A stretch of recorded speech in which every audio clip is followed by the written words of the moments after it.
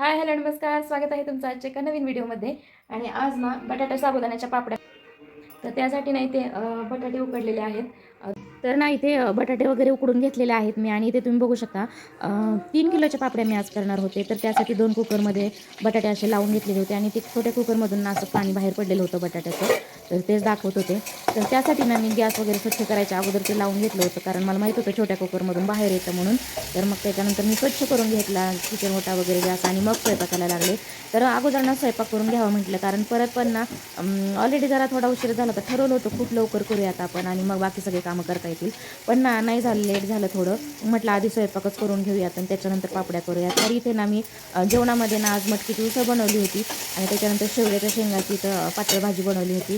त्याचबरोबर ना एक बटाटा, आपलं जे बटाटे उकडलेले होते भाजी ह्याच्यासाठी पापड्यासाठी, तर त्याच्यातलाच एकच बटाटा घेऊन कांदा वगैरे टाकून अशा पद्धतीने ते फ्राय करून घेतला होता. त्याच्यानंतर स्वयंपाक केला, ते तोपर्यंत आहोंनी देवपूजा वगैरे केली. आणि त्याच्यानंतर ते मला बटाटे सोलून देत होते आणि मी जे आहे ते खिसून घेत होते, कारण हे थंड झाल्यावर परत खूप चिकट होतात बटाटे, मग सोलता येत नाही, खिसता येत नाहीत, चांगले चिटकून बसतात. आणि तुम्ही म्हणाल तुझे मिस्टर सगळ्याच उन्हाळ कामामध्ये कसं काय मदत करतात? तर करतात, म्हणजे मदत तर लागतेच अशा कामांमध्ये. तर जेव्हा त्यांना वेळ असतो तेव्हाच मी हे करायला घेते, त्यांना विचारून थोडीफार मदत होईल म्हणून. आणि इथे ना तुम्ही बघू शकता मी मिरच्या ज्या आहेत ते थोड्याशा पाण्यामध्ये बॉईल करून घेतलेल्या आहेत, त्यामुळं काय होतं, मिरच्यांचा कलर जो आहे तो जसाच्या तसा हिरवा टिकून राहतो पापड्यांमध्ये, आणि ह्याच्यामध्ये हिरव्या हिरव्या छान दिसतं. त्याच्यानंतर ना मी थोडंसं तेल टाकून, मिरची टाकून त्याच्यामध्ये साबुदाणा टाकला होता, आणि तो हलवून ना थोडंसं झाकून ठेवला, त्याला थोडीशी वाफ येऊ दिलेली आहे.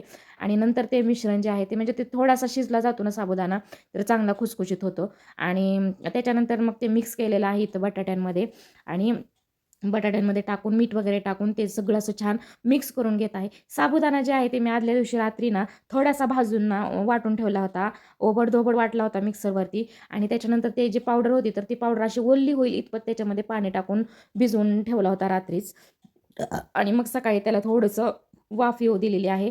तर ते सगळं असं मिश्रण तयार करून घेतलेलं आहे. आणि आता आमची परीसुद्धा बसलेली आहे ते पापड्या वगैरे बनवायला. तर ते म्हणतात ना, आपलं एवढंसं जरी असलं तरी ते कामाला येतं. तर परी असं दाबून देत होती प्रेस मशीनवरती, हे गोळ्या करून देत होते, आणि मी पापड बाहेर नेऊन टाकत होते. अशा पद्धतीने बाहेर जागा आहे.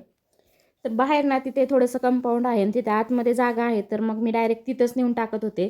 कधी-कधी ना मागच्या वेळेला आम्ही असं घरातच केलं होतं, नंतर पेपर बाहेर नेऊन ठेवला होता.